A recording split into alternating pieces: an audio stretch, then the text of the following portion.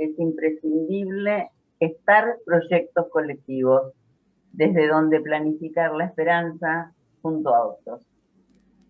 Y este junto a otros me llevó a una frase de Julia Kristeva. Ella decía que la libertad es reinventarnos a partir de intercambios. La vez pasada, Rosa traía del malestar en la cultura el planteo de Freud respecto del ímpetu libertario. Y lo traían en sus dos vertientes, en tanto rebelión contra una injusticia que permite el avance de la cultura, y en tanto una activación de restos primitivos que constituyen el fundamento de la hostilidad en la cultura. Yo estuve leyendo una entrevista que le hizo Bruce Chain a Jorge Alemán con motivo de la presentación del libro de las ideologías. Él habla del alemán, ¿no? Habla del espíritu libertario. Y cómo ese espíritu libertario en el neoliberalismo se apropia del término libertad, haciéndolo sinónimo de nada de límite, nada de restricción. Lo que se ha hecho manifiesto ahora en pandemia, donde el negacionismo se supone en defensa de las libertades. Libertad de mercado, libertad del consumidor consumido. Alemán afirma que este concepto de libertad no es incompatible con la paranoia ni el odio. En este sentido, el planteo que aparece de o comunismo o libertad. En oposición a cualquier intento de generar comunidad, el neoliberalismo rompe con los puntos de anclaje, los puntos de amarre para disolverlos. Se trata de vivir en un presente absoluto. La libertad se confunde con lo ilimitado. Lo que me dejan hacer, lo que no me dejan hacer. La eficacia del neoliberalismo reside en la subjetividad capturada. La ideología no es solo un velo de la realidad, tiene raíces no conscientes, no está hecha de elementos que podamos racionalizar. Bueno, me parecía muy en la línea que venimos trabajando. Hasta ahí, Alemán. Yo pensaba, tanto Freud como Lacan contemplaron la relación de la psicología individual y de la psicología social. Freud decía que la psicología individual es siempre psicología social. Lacan, ya en un texto muy antiguo, el de la familia, ubicaba las raíces libidinales y edípicas de los vínculos sociales. Ya en el seminario 1 abordaba la problemática del lazo social, y bueno, está claro que en el seminario 17 es donde encontramos el mayor desarrollo del tema desde la definición del discurso como lazo social. Un lazo afectado por el deseo y por el goce en relación a los discursos en los que cada sujeto se constituye. Llegará a decir en el seminario 24 que las neurosis se sostienen en las relaciones sociales.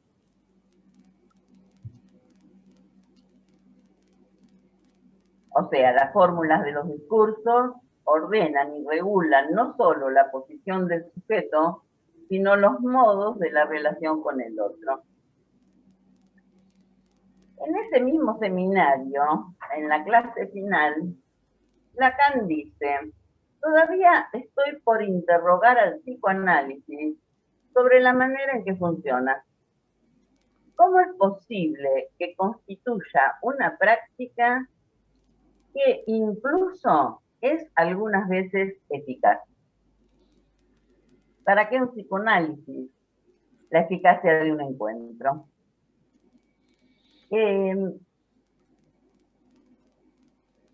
Me acordé de una conferencia que dio François Julian en París en el 2005 que se llama Conferencia sobre la Eficacia.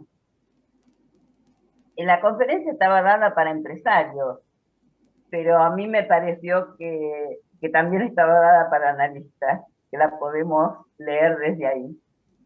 Él se presenta ese día, eh, bueno, él es doctor en estudios de Extremo Oriente.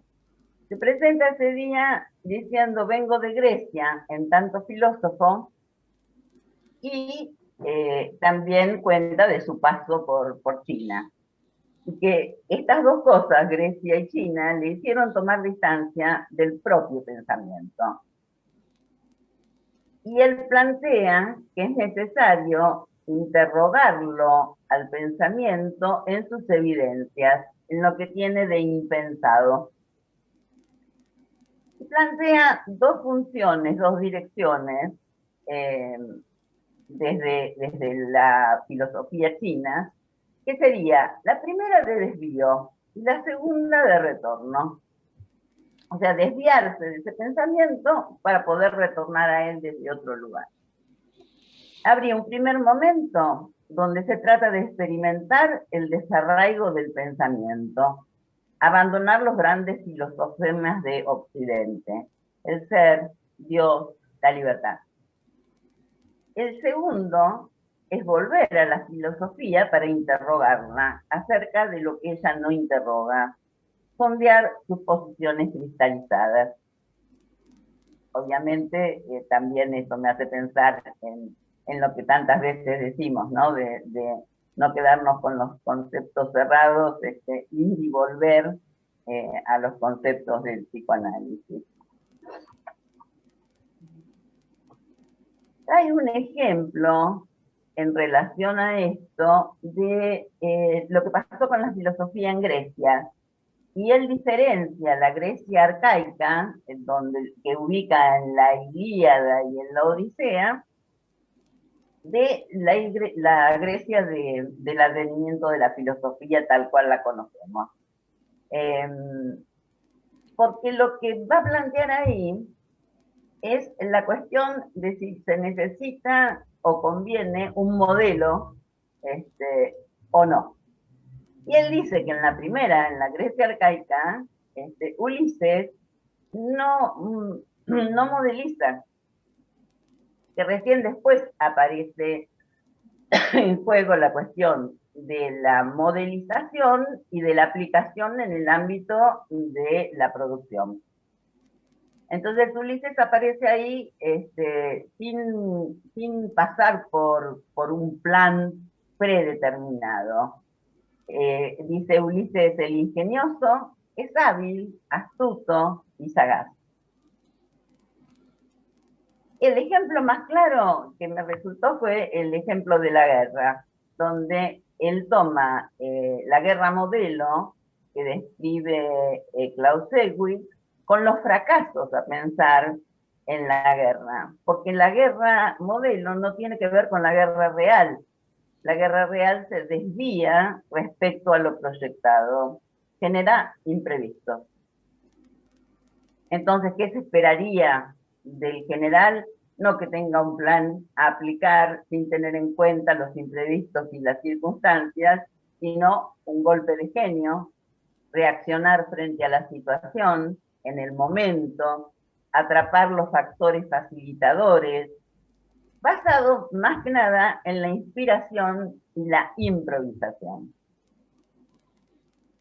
Entre el plan proyectado y el desarrollo de las operaciones están las circunstancias. Y lo otro que me parece sumamente interesante es la cuestión del proceso que implica cualquier acto. Esto lo trae en relación a Mencio, con el cuento del campesino. No sé si lo conocen, pero era un campesino que estira los brotes, quiere que las plantas crezcan rápido y entonces, como veía que lo que había plantado no crecía con la velocidad que le esperaba, empieza a estirar los brotes. Por supuesto, la planta muere. Entonces, él dice, no se trata de estirar los brotes ni de mirarlos crecer, sino dejar que las cosas sucedan, pero sin descuidarlas. Y me parece que como concluye con este relato, es lo mismo que podríamos concluir de nuestra actividad como analistas, porque dice, no se trata ni de la impaciencia ni la inercia. No se trata de esta impaciencia del campesino que empieza a tirar los brotes, pero tampoco de quedarse sentado esperando que la planta crezca, porque si no la riega y no la cuida, no va a dar sus frutos. Ni impaciencia ni inercia, ni voluntarismo ni pasividad, ni forzar ni abandonar. Lao Tse decía, ayudar a lo que viene solo.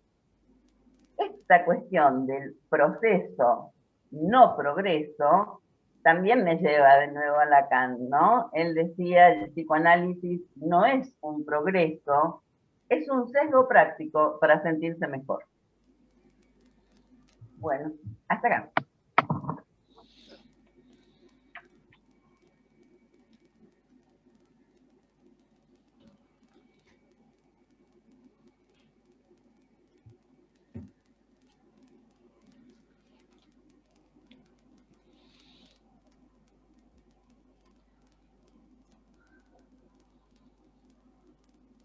Mirta, buen día.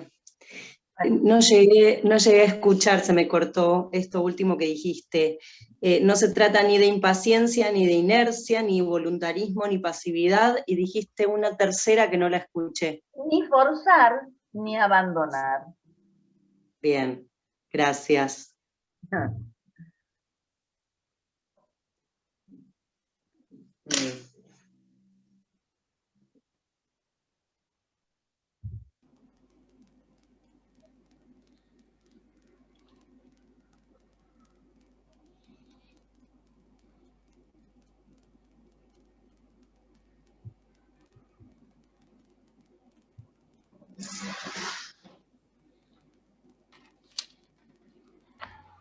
Hay una cuestión, me parece a mí interesante, que entre lo que decía Rosa de esto de la rivalidad, ¿no? Y la agresividad que decía Freud que no había que descartar o reprimir.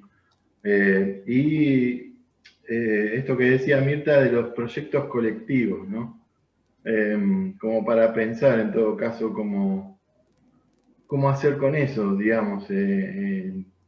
Porque, bueno, yo les pasé la otra vez un artículo una entrevista que hablaba de Byung-Chul Han, y una de las cosas que él dice en sus varios libros es como que la sociedad actual intenta descartar la negatividad, o sea, hay tanta positividad, por esto que decías vos, ¿no, Rosa, del imperativo de la felicidad,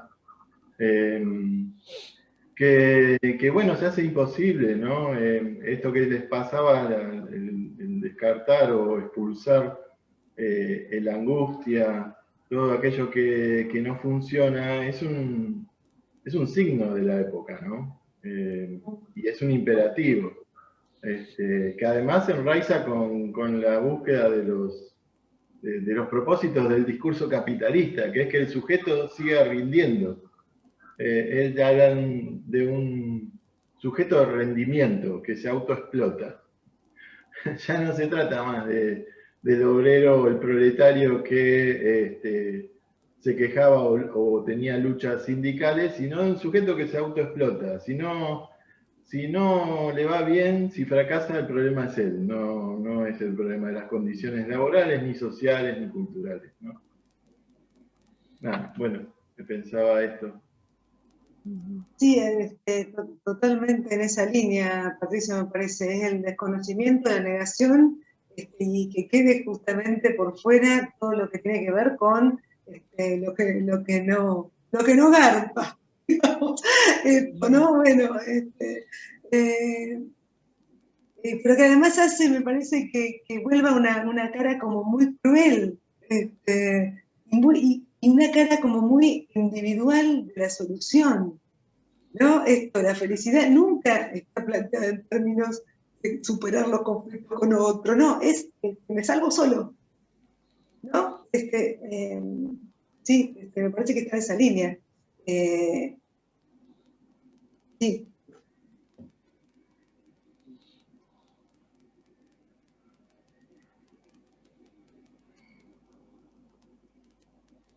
Ay, me viene un comentario de esto, de alguien conocido que tenía su trabajo y estaba contenta y hacía muchos años y ya lo manejaba y era reconocido y tenía sus vínculos, y le ofrecen un cambio de una empresa tecnológica en relación a esto que decían justo. Que lo que cuenta es que no para de darle beneficios y cosas para ella, para su familia, de recreación, económicos, pero que por un lado no tiene el tiempo, porque esto de que todo queda como la contraposición entre una oferta enorme de cosas impensadas que ni pretendía, y sistemáticamente, semanalmente le están dando beneficios de los cuales no puede siquiera gozar, porque no está ese espacio y porque lo único en lo que piensa es en trabajar 1000 horas por día para aprender, para entender de qué se trata, y es esto, autoexplotarse, o sea, no, ni siquiera se lo pide un otro, o sea, no está representado por un otro que le exige, sino que es simplemente la expectativa, por un lado, y ella queriendo rendir algo que y que le está pasando pésimo, súper arrepentida del cambio, que no es ni siquiera lo económico, ya no hay nada puesto en juego ahí como algo que rescate, digo, no es el trabajo por perseguir, no sé, digo, ya queda como por fuera absolutamente de los otros, porque es trabajar en soledad, y 1000 horas por día sin ningún propósito, sin ningún sentido. Eso, sí. Bueno, esto se escuchó un montón en pandemia. Yo escuché un montón de pacientes, y cuanto más alta era la jerarquía en la que trabajaban, eso de no poder parar y de ser demandado desde la institución a cualquier hora, en cualquier momento. Tengo un paciente que ha llegado a ir al baño con la computadora. Bueno, realmente, y es así. Y también pacientes que escucho que han tenido ofrecimientos de ascensos importantes a los que han renunciado por el temor de que no les quedara tiempo para vivir, porque sabían de la exigencia que implicaba eso, ¿no? Eso. ¿No era lo que mostraba la película Belleza Americana, cuando él renunciaba a su trabajo y se iba a trabajar de empleado en McDonald's? También eso. Había un capítulo de Los Simpson también que Homero se iba a trabajar con una especie de jefe que era más parecido a Suar que a Smither. ¿Smither es? No, el señor Burns. ¿No? Era así como recopado, era un jefe recopado. Y les daba a todos, y bueno, aparecía esto que dice Jackie. Yo pensaba una cosa, se me conectaba con esto que traías del malestar en la cultura, Rosa, de que el amarás a tu prójimo rechaza la agresividad, ¿sí? La agresividad humana como constitutiva. Pensaba en el duelo, ¿no? Porque pensaba que cuando en la clínica los duelos están ahí como trabados, complicados ahí en poder desenredarse y ponerse justamente al trabajo, eso tiene que ver con la imposibilidad de la crítica, ¿no? De que empiecen a aparecer, digamos, más la línea de lo agresivo con ese objeto que se perdió. Pensaba por un lado eso, y por otro lado pensaba algo, es una de las cosas que a mí me gusta mucho como Rita Segato explica la violencia contra las mujeres. Yo la sigo, me parece que su pensamiento siempre es muy lógico, pero hay un punto que a mí se me torna difícil y que de alguna manera me hizo pensar algo de lo que dijiste, Rosa, ¿no? Y es de la violencia, ¿no? Podríamos decir, de los tipos violentos, de los tipos que degradan, de los tipos a violar y matar, ¿sí? Hay ahí un deslizamiento que para mí es un corte, ¿no? Que hay, lo digo así mal, pero para que se entienda, ¿no? Que hay un montón de tipos que son reagresivos, pero de ahí a matar, de ahí hay algo que a mí me parece que se necesita algo más para hacer ese pasaje. No lo termino de entender conceptualmente como lo explica Rita Segato. Capaz que es un problema que yo no lo entiendo y alguien me lo sabe explicar. Y ahora, cuando vos decías, ¿no? Esta diferencia entre la rivalidad, la competencia, ¿sí? Y la hostilidad y la crueldad, yo me pregunto, ¿qué es lo que sucede para que de la rivalidad y la competencia hayamos pasado a la hostilidad y a la crueldad? ¿Sí? Me pregunto qué pasó en el medio. Digo, porque si se necesita... Yo vengo pensando últimamente, debe ser por dar clases en la UBA, en una materia donde hablo de Freud, y donde últimamente, y sobre todo en relación a las cuestiones de la histeria, lo que se devuelve es que Freud quedó obsoleto, y yo me asombro cada vez que leemos estos textos y cómo estos textos, no solamente Freud, ¿no? Yo qué sé, están saliendo por todos lados citas de Camus hablando de la peste, ¿no? Y cómo eso resuena tanto con lo que está pasando en la actualidad, ¿no? Entonces hay algo que yo digo que se actualiza, ¿no? De lo actual como del lado de lo real, que uno podría tener distintas envolturas simbólicos e imaginarias, pero hay algo, ¿no? Que está presente y que Freud lo logra tocar, ¿no? Es como un grano de arena que Freud lo logra percibir, Freud junto con otros. Y entonces pensaba eso, ¿no? Digo, capaz que vos, Rosa, Mirta, o alguno de los que estamos acá, puede dar cuenta de cómo se pasa de la rivalidad y la competencia a la hostilidad y la crueldad. Cómo se produce ese deslizamiento.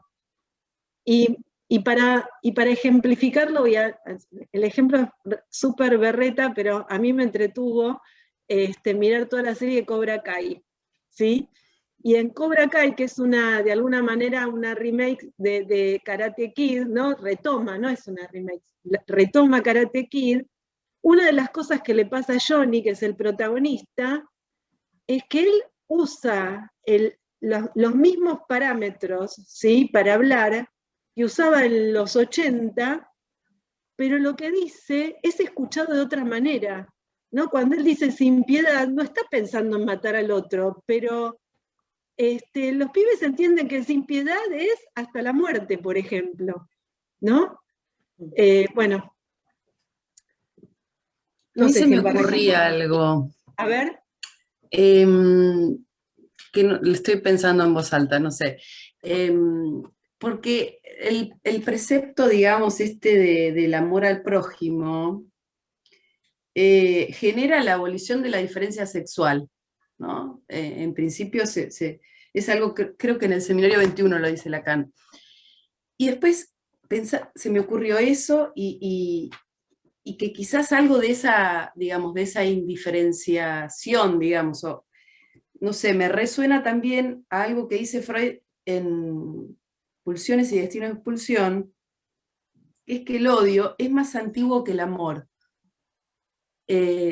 Digamos, hay algo ahí como si, no sé, se me ocurre, ¿no? Como que algo de esta abolición de la diferencia, digamos, y lo que Freud dice es que el odio digamos, es más antiguo que el amor, en tanto hay una cosa indiferenciada.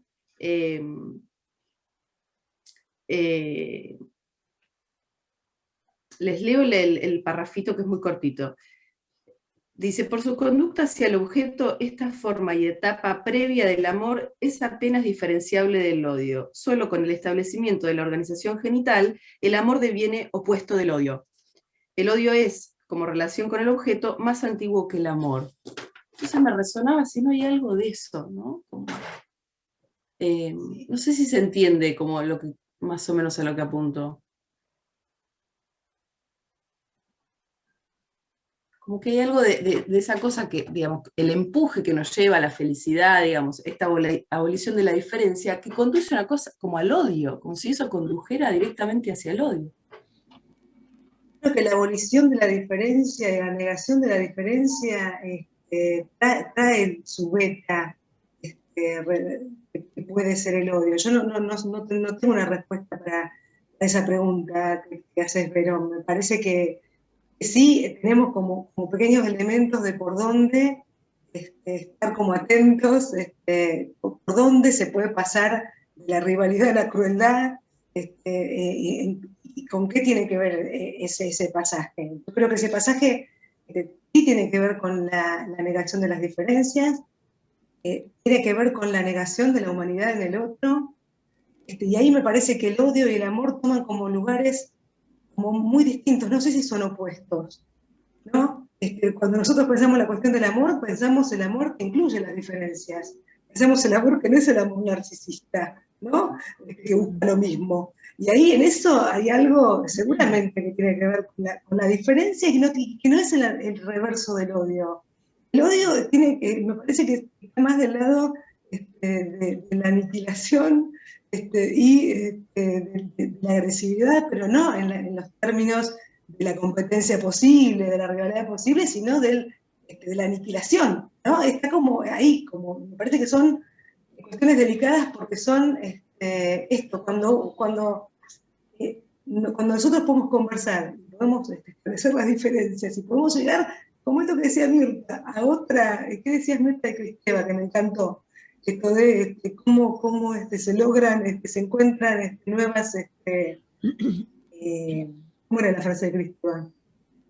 Mirta. ¿Cómo, Rosa? No entendí. La frase de Cristeva, ¿cómo era la que leías? Ah, la frase de Cristeva. La libertad es reinventarnos a partir de intercambios. Bueno, en los intercambios verdaderos hay diferencias. Los intercambios verdaderos hay diferencias. Yo creo que ahí, me parece una línea para pensar esta cuestión. No sé si pasamos en todos los ámbitos a la cuestión de la crueldad, creo que no. A mí me parece, Rosa, que esto pensaba yo, ¿no? Es un poco lo que denuncia Lacan, que es el crecimiento del racismo. En el seminario 19 termina hablando de que todavía no hemos visto las últimas consecuencias y habla de la hermandad. Cuando vos mencionabas a Freud, que decía para acoger más gente tenemos que expulsar gente, se trata de la hermandad. Y la hermandad borra las diferencias. ¿Sí?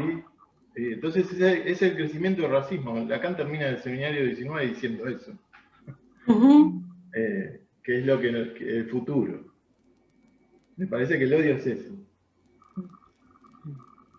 A mí se me ocurren dos cosas. Una, en esto de que hablábamos la vez pasada, ¿no? En esto de, en el discurso capitalista no hay lugar para el amor. ¿Qué hacemos con eso? Y pensaba en esto que traía Celina, de el odio es más antiguo que el amor, es que a medida que se va perdiendo la posibilidad de las cuestiones del amor y cómo se van transformando, va apareciendo más el odio como estos residuos más primitivos de los que habla Freud. Y la otra cosa que se me ocurría era el tema de la crueldad. Cuando Ulloa decía que la crueldad era una cuestión política, pero que había que pensarla en relación a una falla de la ternura más primaria.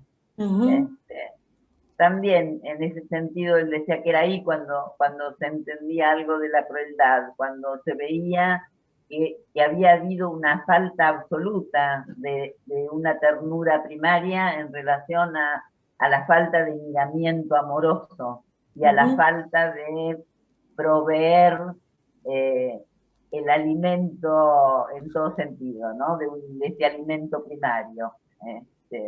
Y ahí era donde él ubicaba la crueldad.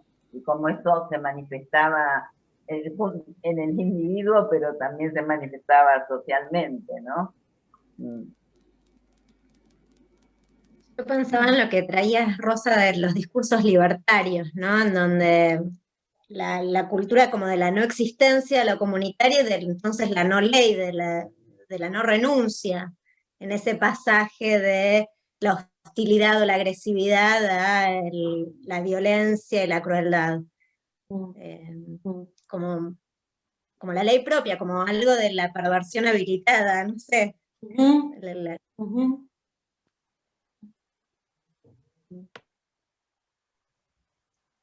Sí, yo me parece, coincido con esto que decís, Mirta, y me parece que lo que trae Celina, ¿sí?, del odio más antiguo, hay que leerlo con que el discurso capitalista deja de lado, forcluye, rechaza las cosas del amor.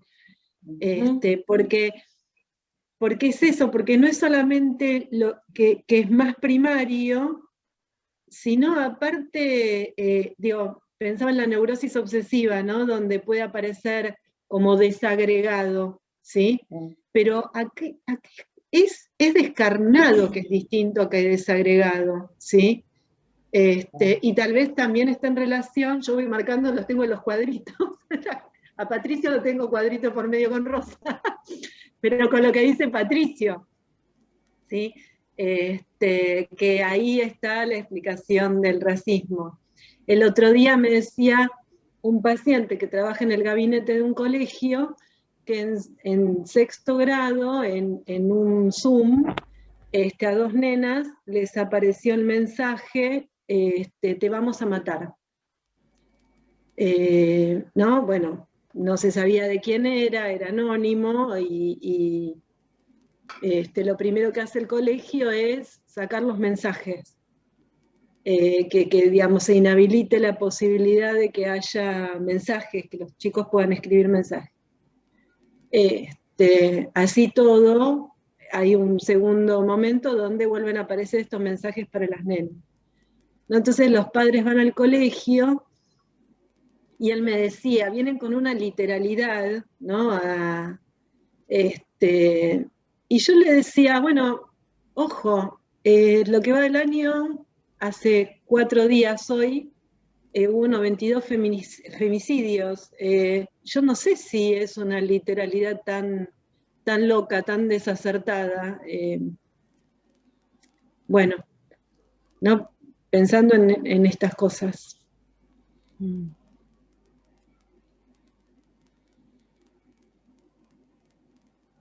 Ahora pensaba que se ve mucho en el análisis con niños una represión absoluta de todo lo que tenga que ver con esa agresividad primaria.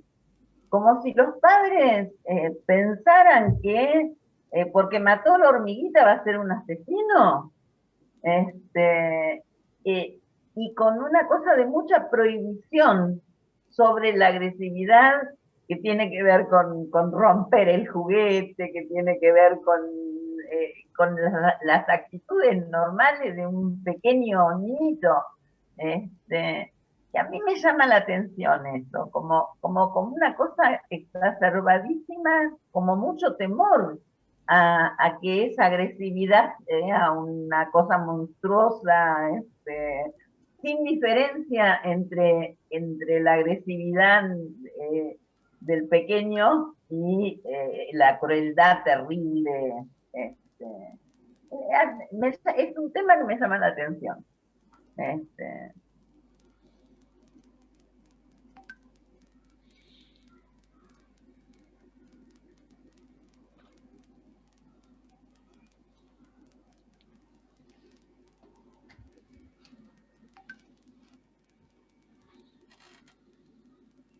Pensaba también cuando escuchaba los imperativos que planteaba Rosa y lo que Vero traía del duelo, esto que planteaba Lacan en los seminarios donde habla de los clásicos de Hamlet y Antígona, que él dice, aunque el dolor se juegue en lo privado, siempre tiene que haber algo que se bordee por lo social, ¿no? Uh-huh. Pensaba qué lugar para los duelos en este contexto, en esos imperativos de felicidad y de producción que imperan, que bueno, valga la redundancia, y en esta época también, ¿no? de tanta pérdida, de tanto duelo en juego, qué lugar.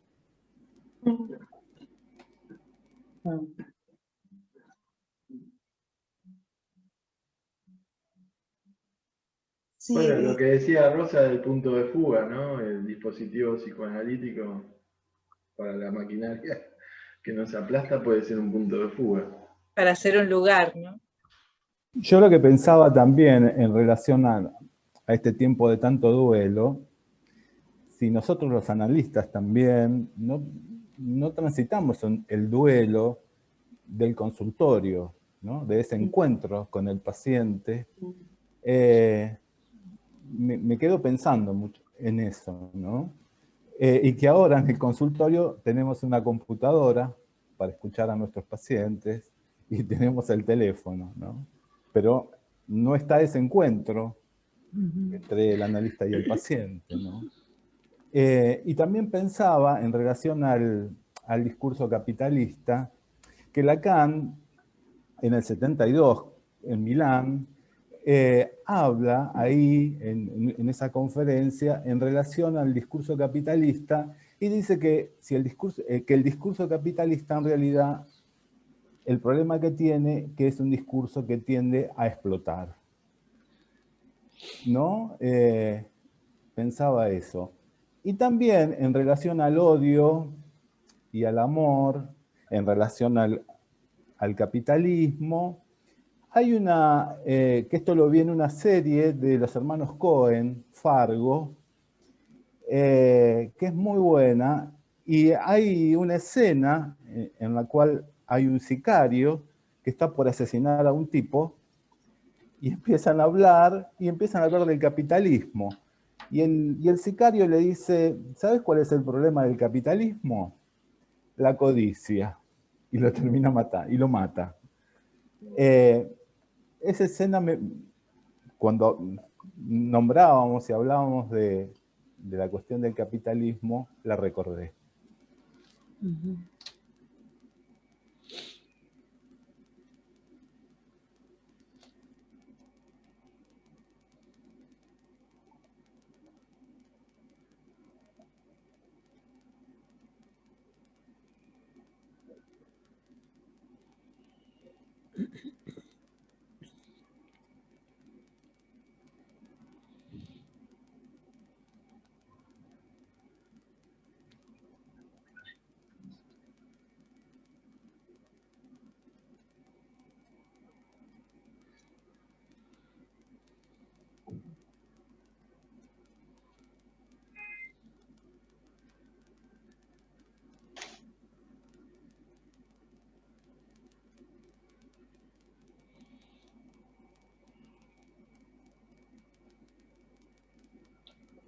Bueno, yo celebro que podamos estar conversando estas cosas y que Rosa y Mirta sean quienes nos permiten pensar, hacernos preguntas y tejer acá también toda una trama, ¿no? Porque me parece que vamos tejiendo algo entre todos como por un posible camino que hay que transitar. No son Rosa y Mirta, esto es el intercambio. Tratamos de hacerlo cortito y que lo mismo que nos sirve de disparadores a nosotras, funcione como disparadores para ustedes también. Pero es eso lo que se produce. También en esto que traía del intercambio, ¿no? Y la libertad para poder opinar, y para poder preguntar también, porque estamos llenos de preguntas y de cuestiones que no tienen una respuesta cerrada.